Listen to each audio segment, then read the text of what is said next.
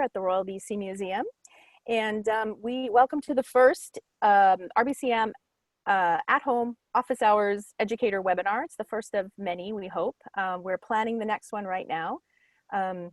Details will be up on the website soon, so check the museum website for the next one. I'd like to acknowledge we are social distancing, of course, since the museum's been closed, and I'm working from home. And I'd just like to acknowledge I'm very grateful to be living and working on the territories of the Wasanich and Lekwungen speaking people. Very grateful for that today. And so just to say about the webinar format, and we are live streaming to Facebook as well. We can't see or hear you, but you can see and hear me, and you will be seeing the panelists as well. But we'll mainly be communicating with you through the chat window. So please, especially if you're an educator or a parent that has experience with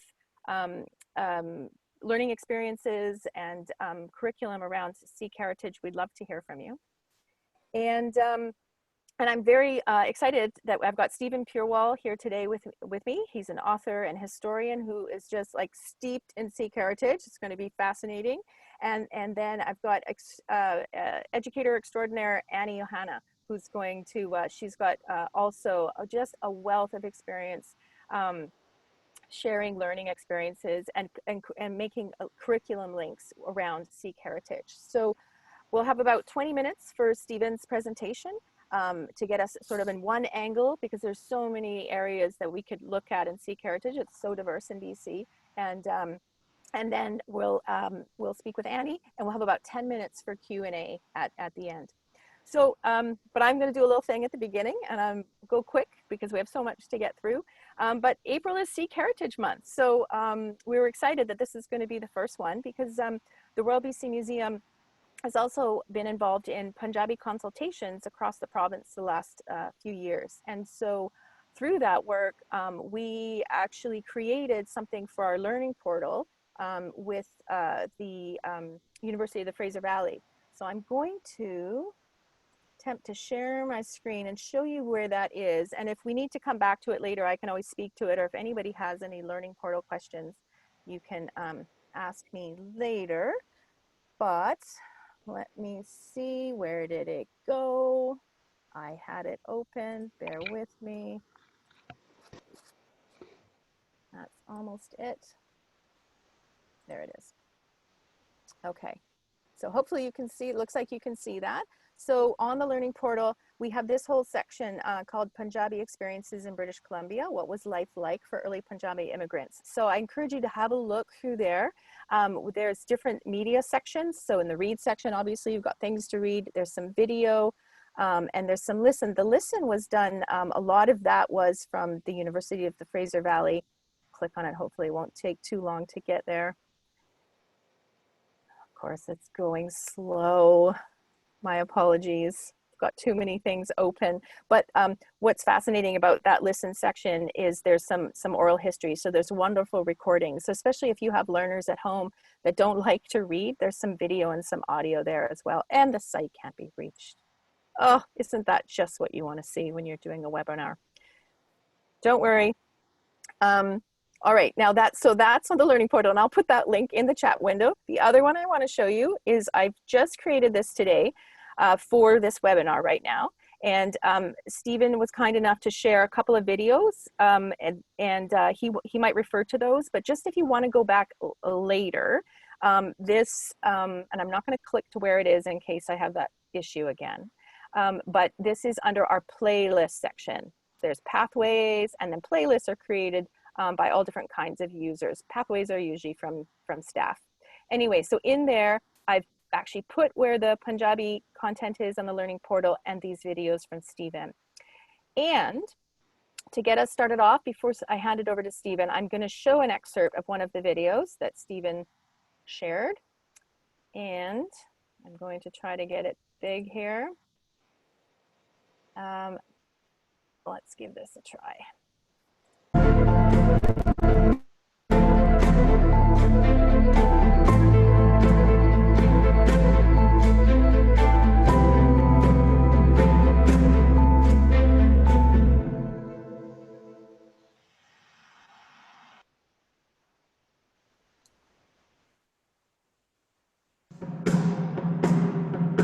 We have all Canadians fighting side by side, including South Asians who are fighting for the side of Canada and for the British Crown. They're not treated the same way at all on the home front. And so the stories are of racism and discrimination. They don't have the right to vote. They can't own land. They're really struggling to be treated equally, and yet at the same time, they're contributing greatly as mill workers, as farmers. Incredible contribution to Canadian society, incredible contribution to the war, but yet this is not documented. You have this interesting situation where, you know, the people who were not as discriminating towards the South Asians were the ones who had fought alongside as fellow soldiers.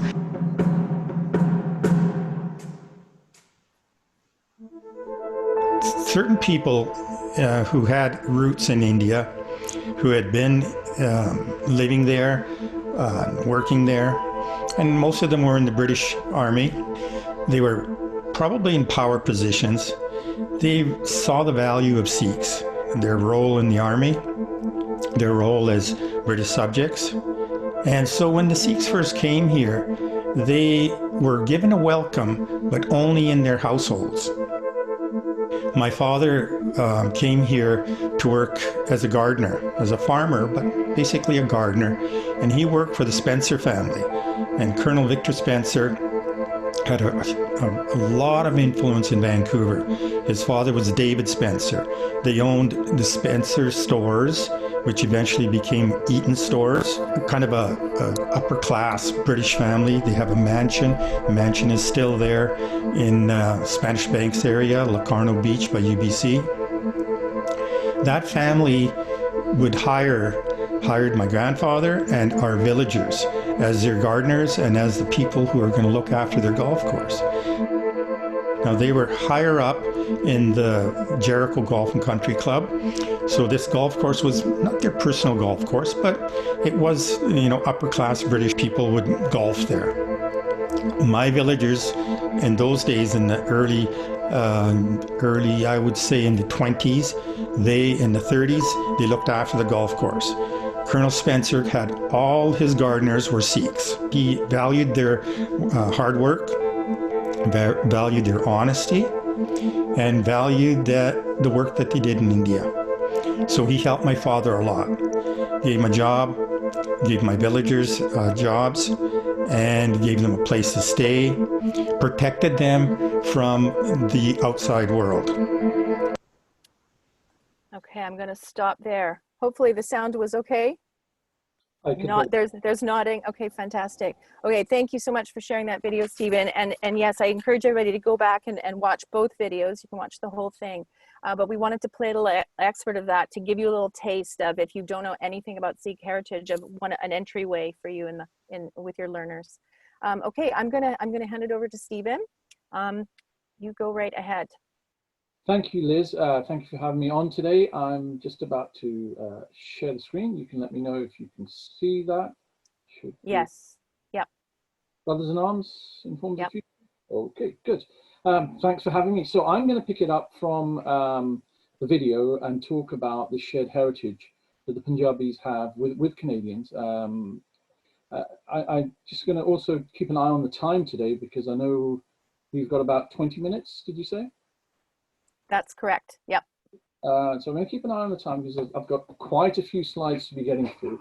I'll start very quickly then with a time lag on the screen. Okay.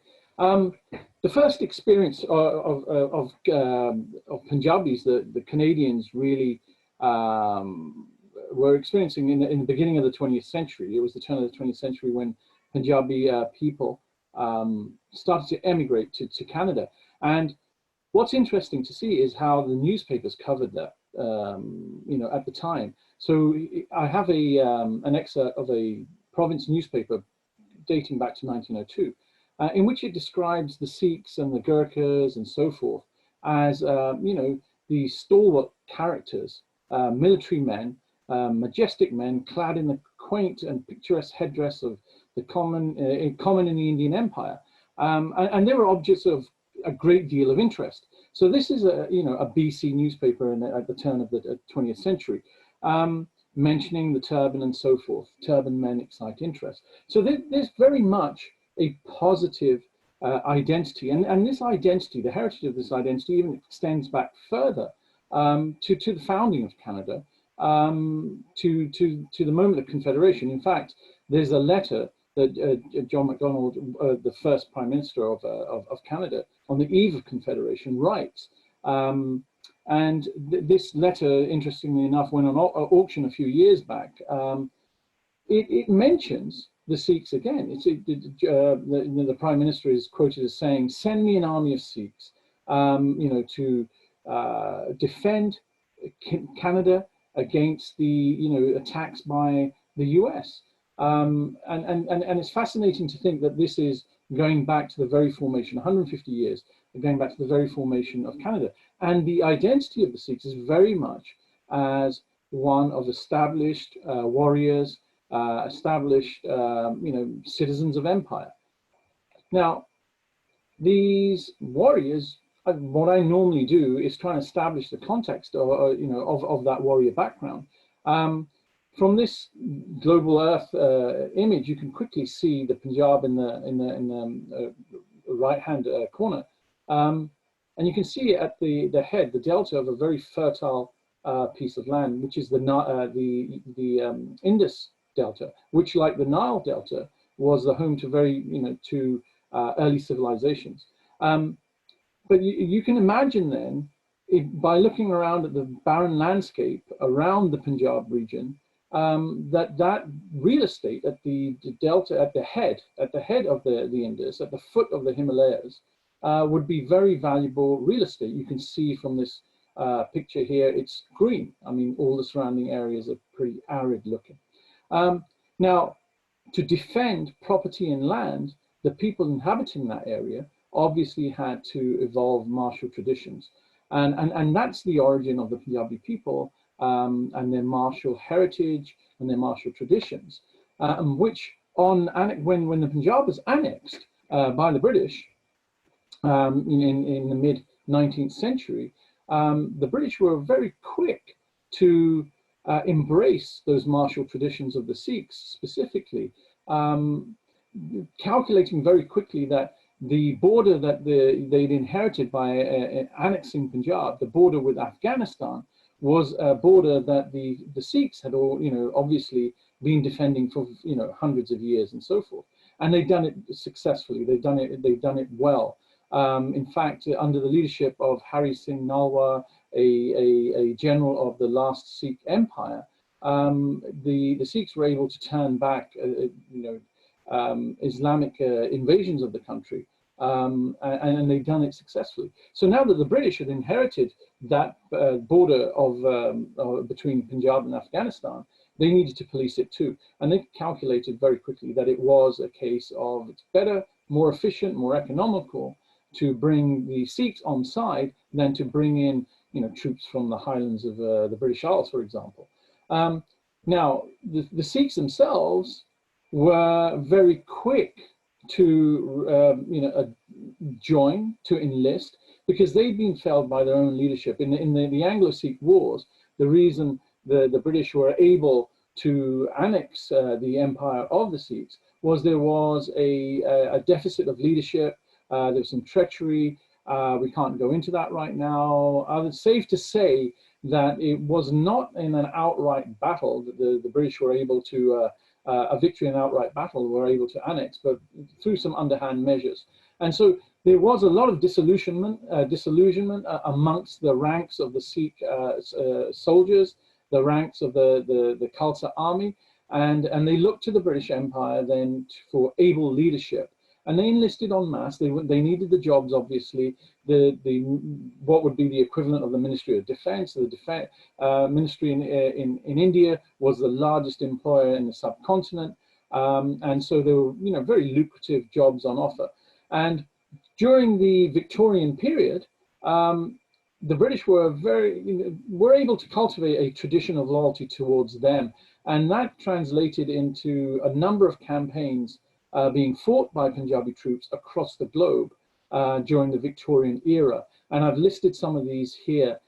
spanning from the period of 1852, 4 years after annexation, up to the point of the end of the Victorian era, in 1900. So over a space of multiple battles crossing Asia and Africa, the Sikhs were able to establish themselves as a fixture and a part of the machinery of empire. And what that meant was that after the initial forces were deployed in the annexations, were deployed in the takeover of territories, the policing was also handled by many Punjabis. And so we find that over that span of 50 years, from the period of annexation to the end of the Victorian era, a number of colonies of Punjabis springing up across the empire. And the Sikhs in particular were favored by the British in terms of possessing all the the ideals of a soldier, given their religious tenets, and they were then headhunted, in fact, by many jurisdictions across the empire, and they became paramilitary police throughout Asia and Africa. I popped this picture in here today. This is actually a police force in Wuhan, China, and it is actually a Sikh constabulary, which I thought would be quite interesting to see today. But in serving the military function, they were also honored, typically within the pomp and circumstance of empire. And at the height and the apex of the empire, at the Queen Victoria's Diamond Jubilee in 1897, you do see a Punjabi cavalry unit being used as the honor guard for Queen Victoria herself, and that's to say that they were at the head of the entourage, with the Queen directly behind them, and other members of the empire. For example, the Canadians, the Canadian contingent, consisting of the forerunners of the RCMP, for example, were way further down in this entourage. So they had pride of place by the end of the Victorian era. Coming into the Edwardian era, having established their reputation as brothers in arms, we see Kitchener in lauding the Sikhs for their contribution. I wanted to point out a quote here where Kitchener himself suggests that the Punjabis are of priceless value to the empire, and this is we can directly contrast this with some of the other language that's going to be used later on in the Punjabi experience in Canada. But I wanted you to make a note of that at this moment in time. So having established themselves in a lot of the African and Asian colonies as in police forces and so forth, it was only a matter of time before the Punjabis made a hop, skip and a jump over the Pacific into North America. And again, here's a picture of Punjabis in Vancouver in 1906. This is from a UBC collection, where you see these gentlemen wearing their campaign medals. Now, these are British medals, wearing their campaign medals on their left lapels. So they're very much veterans and upstanding citizens of the empire in their minds. And we see that recognition of that identity play out amongst the other British expats that have also settled Canada, and amongst the British officer fraternity. So we heard Sarge Jagpal talk about Colonel Spencer and the assistance that he gave to his family in the video clip. There are numerous examples of British Army officers assisting, employing ex-military, ex-Indian Army military Sikhs, veteran Sikhs. Here's an example here that is recited in Sarge's book about the experience in New Westminster, Coquitlam, the Fraser Mills. They have adapted themselves to their new surroundings. How well they have done is expressed by Colonel Davidson of Davidson McRae, one of the biggest employers of labor there, who says that these Sikhs are the most efficient men he has. He employs 350 men at New West, BC. When they came, they were unskilled. Now they're getting responsible positions. So when they came, they were military veterans, but they were taking up jobs in sawmills. And what had happened was that when the population, the white population of Canada, saw the reception that these hardworking Sikhs were getting amongst some of their fellow veterans, they weren't happy about it. And so what you see is this backlash that in Canada, where the White Canada policy is really put into play to exclude Sikhs and veterans from work. They saw these people as an economic threat. What's interesting to look at here is this cartoon from the time. On one hand, you have nearly 400,000 European immigrants coming in 1914 to settle Canada. And on the other hand, you have the government offering incentives like free land to these immigrants, but there's exclusion.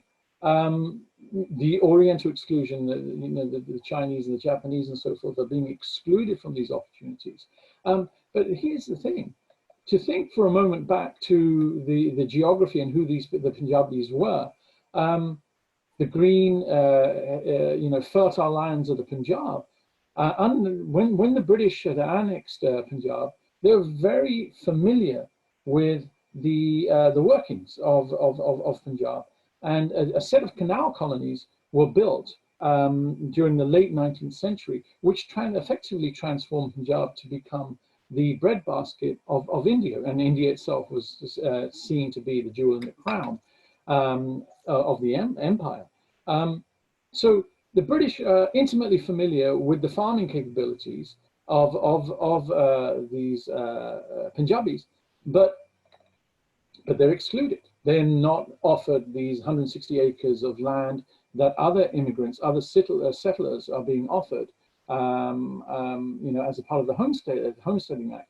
So on one hand, there's a recognition of the heritage and the identity of the Punjabis. On the other hand, they're being excluded from the opportunities in Canada. So what do they do? What does the community do? They enlist people to help with their cause, to request fair play.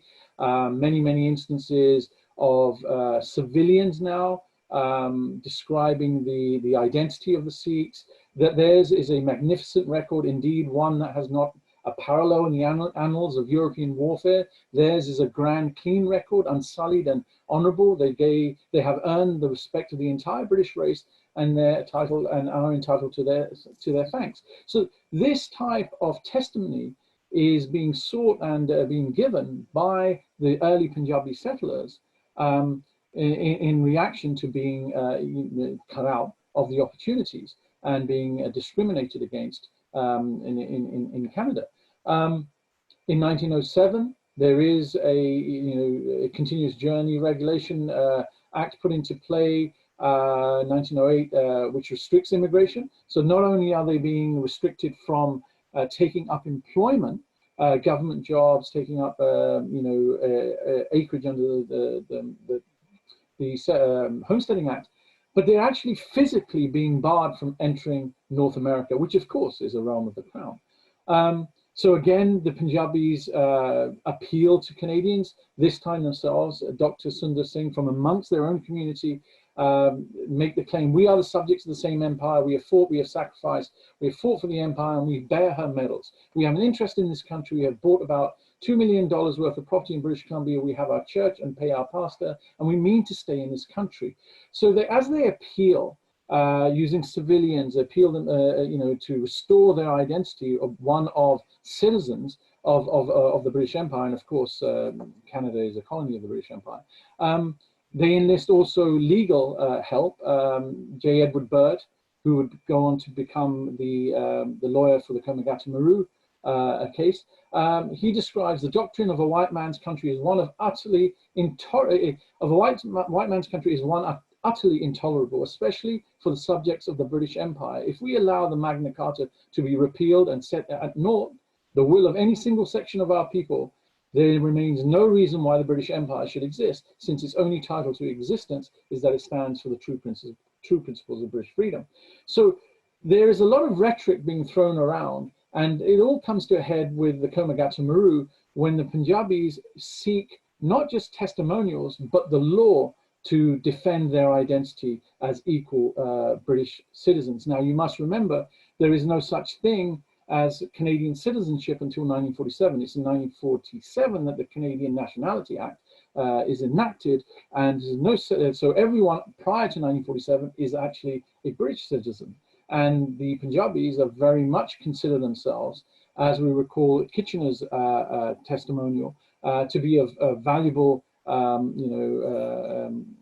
be valuable to the empire. They saw themselves firmly as British citizens. So 340 Sikhs, 24 Muslims, and 12 Hindus arrive, and in opposition to that kind of rhetoric that the Sikhs had raised, the government raised the ante too. I challenge any man living to bring out a single instance in the whole of history of the Indian nation to show this civilization has done anything at all to uplift the other races of the world. I say this civilization is unproductive to the good of the whole human race as a whole. Now, lots of rhetoric.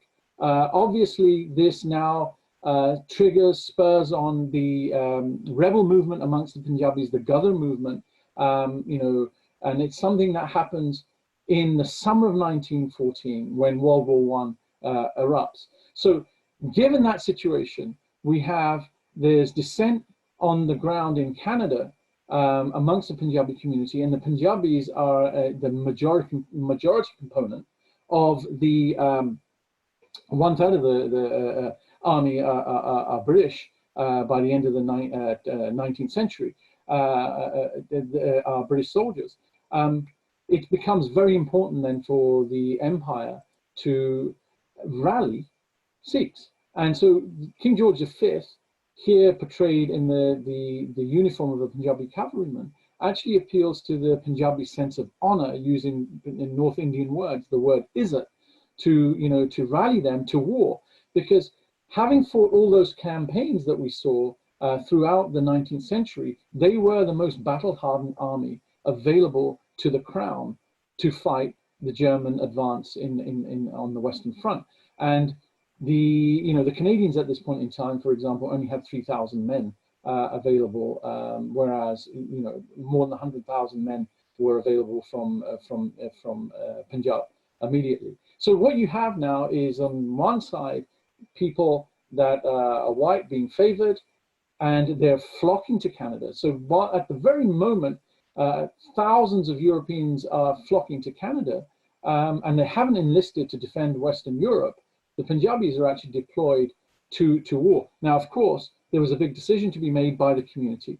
It was well understood. What the Canadian experience was well documented, it was well understood, and the Sikh community had to be rallied. And amongst the community, they understood this, but they took the long view that if they served, upheld their oaths to the crown, which they took when they joined the army. Very much as Canadian citizens, we take on becoming Canadian citizens, we swear an oath to the crown. They decided that it would not serve the community well if they broke their word at that point in time. So in other words, if they shouldered the responsibility of empire, they would then be given equal rights after the war. And that was the basis for the Punjabis entering the war, given all the goings on the ground here in Canada. Now, Steven, yep. Steven, I'm going to have to, it's 4:30 now. So is that my 2-minute warning? I missed your 2-minute warning. So I do want to give Annie a chance to get in there. Do you think you can wrap that up in a minute? Yeah, I'll do that. I've got a 10-second. Okay. Thanks. So, the number of Sikhs that went to war, the number of Punjabis that went to war, astronomical. We can look through these primary sources. The Indian Army actually sent 1.5 million men to war. We have the breakdown across all the various theaters of war. But Punjab provided more than half of the actual warriors, 4/5 of the artillery, 2/3 of the cavalry, and just under half of the infantry was actually Punjabi in the British Indian Army. And this army fought in Flanders alongside Canada. So you have this situation where people that are barred from entering Canada on the Komagata-Maru, that community is fighting alongside Canadians just 5 months later in Flanders fields. And in fact, 300,000 Punjabis fight in Flanders fields that are hailed from the villages of the passengers of the Komagata-Maru. So the point that I'm going to finish off with, and Annie can then take on, is that these men fought for the same king, the same flag, and in many of the same battles as Canadians, but they weren't treated in the same way.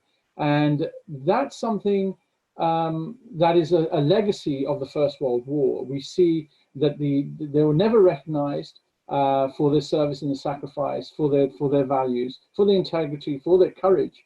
And this went on, you know, has gone on through the decades. And it's left us now where, you know, in a case in November 2017, there was a survey where only 13% of respondents called Sikhism beneficial to Canada.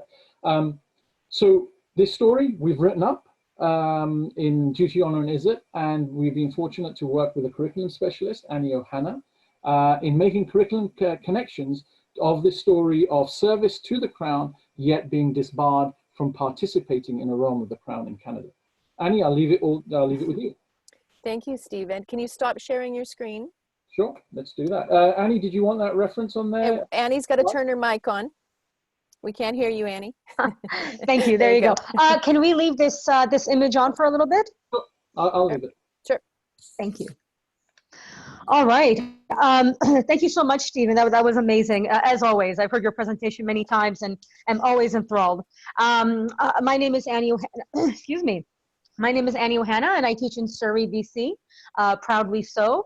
And I do recognize that I'm a settler on the unceded territories from time immemorial of the Kwantlen, Métis, Semiahmoo, and Kakite peoples. So hello to everyone.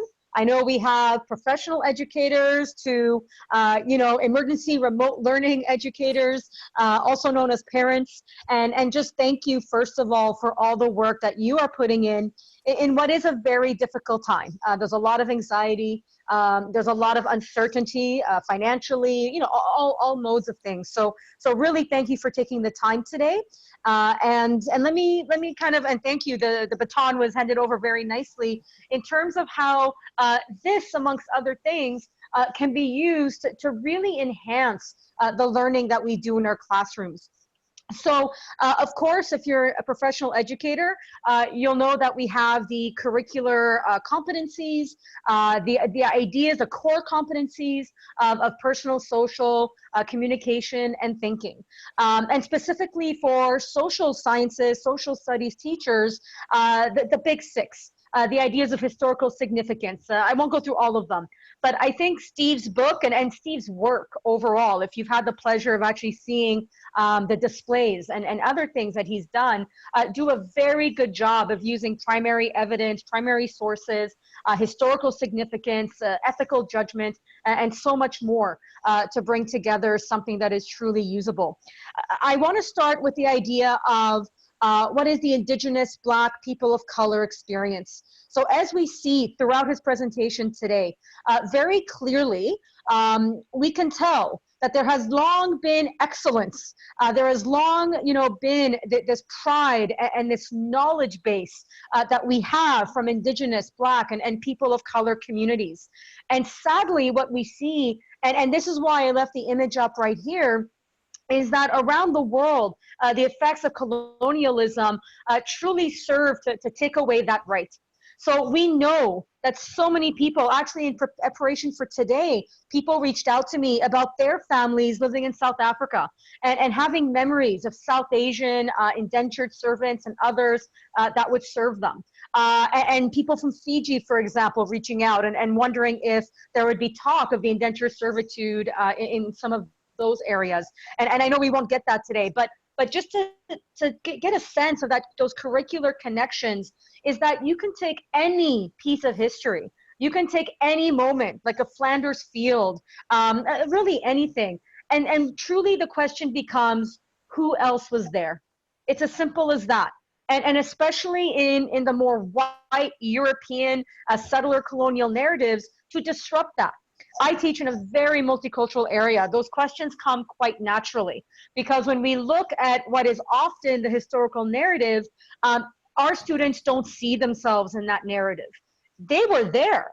Their families were there. And Steve points that out, that in fact, that the 1.5 million soldiers that fought alongside, well, I took some students to Europe just last year, and the realities of the gravestones and the markers and Neuf-Chapelle and other places where clearly there is evidence that people fought alongside of different nationalities, of different heritages, and that story has rarely been told. My own family might have served in World War I, and I never knew this. They were Moroccan Jews. And right at Vimy Ridge, you can see a very small memorial to the Moroccans that served under the French, because it was a colonial entity, of course. My second major point that I want to get to is a bridge from where we come from. We see the reality that a lot of our citizens, a lot of our people are disconnected from their history. And this can be very damaging. There's a disassociation with one's heritage, with one's traditions, with one's own family. And as a secondary school teacher, we have seen incredible moments in using the book by Steve and the displays, but other things as well, that there's an incredible moment where a student goes home and talks to their grandparents, and all of a sudden these stories come out. Or the moments that I saw in Europe where I took students and they saw the name Singh right there. And they said, my God, this is the first time anybody has ever told me that there was a possibility that our people, were also fighters that fought alongside. And absolutely, it leads to an empowerment through identity in a very positive way. And to be clear, it also unsettles the narrative. It also raises real questions about what our governments did to put down these people, to dispossess, to disenfranchise. So in terms of a social justice intersectional lens, this kind of information in a curriculum really allows you to start to ask those questions. How come we did not let people in from the Karamagata Maru, but the ships they're like passing in the night almost, in terms of the over 300,000 that served from those very same villages?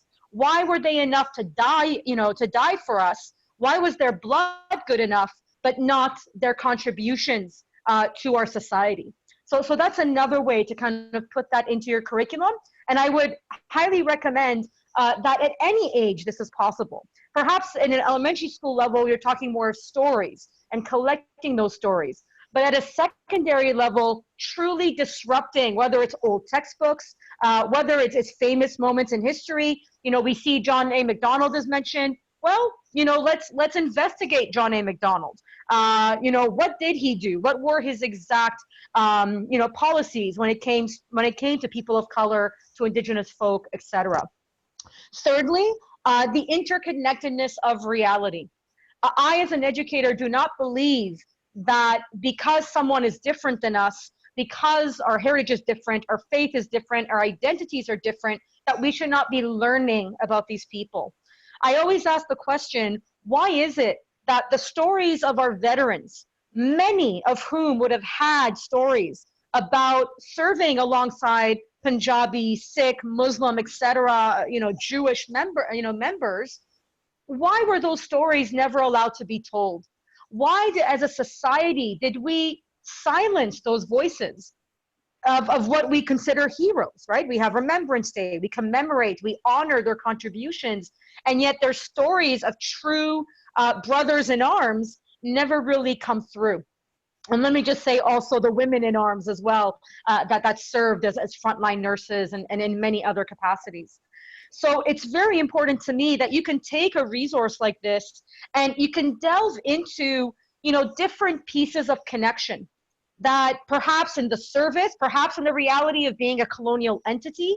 I know in my family, thinking about a Moroccan heritage and the reason of being born in Quebec, how that came about for myself. Like, these are small stories that we can learn and grow together from, and to truly bring us together in the hopes that we never see this again. that we never see people contributing their life, their blood, their sweat, everything, and somehow are denied their rights. And we know we have a long way ahead in that, but we need to start talking about those stories more and to find those connections. Last but not least, I think the ease of curriculum is very important.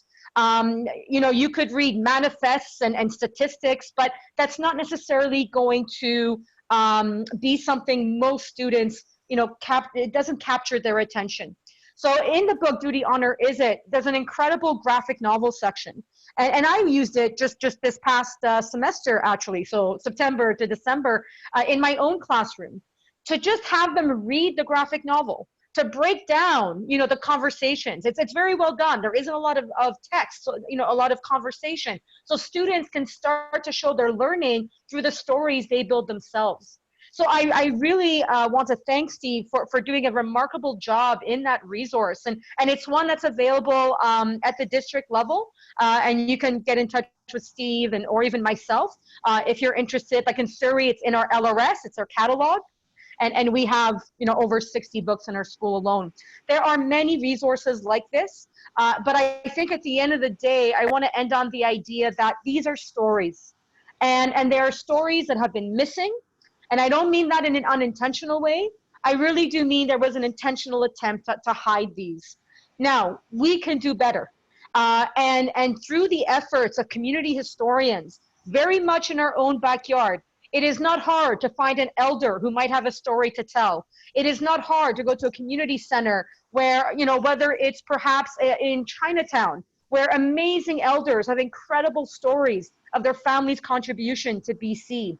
And the list goes on and on. Our Indigenous communities who have done incredible work, who have incredible knowledge. We need to tap into those resources more.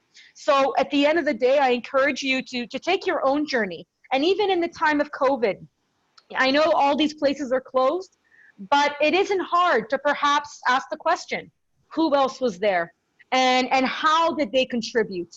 And to really start to unpack the realities of, yes, there are people in this world that will contribute immensely, but they are denied their rights because of the color of their skin, or very much they're exploited, for those realities.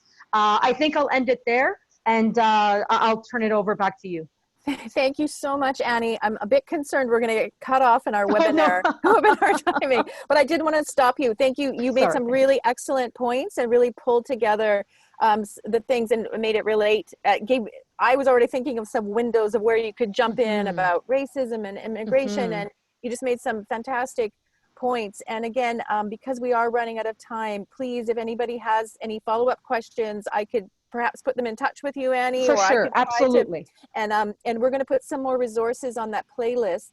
But before we finished, somebody was asking about, and you gave me a little bit of an answer, Annie, about the age that book is Stephen's book. Stephen, you could even speak to that. What's a good age for that book? I'll let Steve answer that. I've used it in grade 8 to 12, but Steve, would you like to answer? Yeah, well, it really consists of 3 layers. The first layer is a graphic novel that serves as an introduction to the social history and the military history, and that can be read by anyone. We've had 7, 8-year-olds reading that and loving it. The second part, the second section of the book is actually the historical, which is really for educators. And then you would pick that up as a student, perhaps in grade 10. Typically, it would be the grade 10 World War I class that would pick something like that up.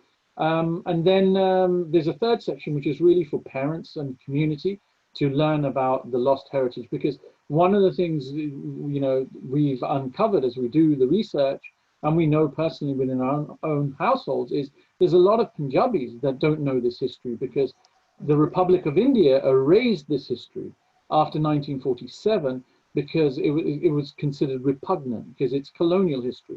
So the service of all these soldiers has been dismissed in India. So if there's any new immigrants coming to Canada, they're not going to read about this in India. So they're unaware of it.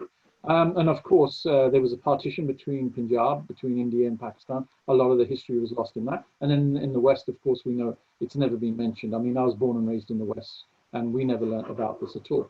So the book does serve, has multiple lenses, and can actually stretch from, a youth right up to someone, a parent using it.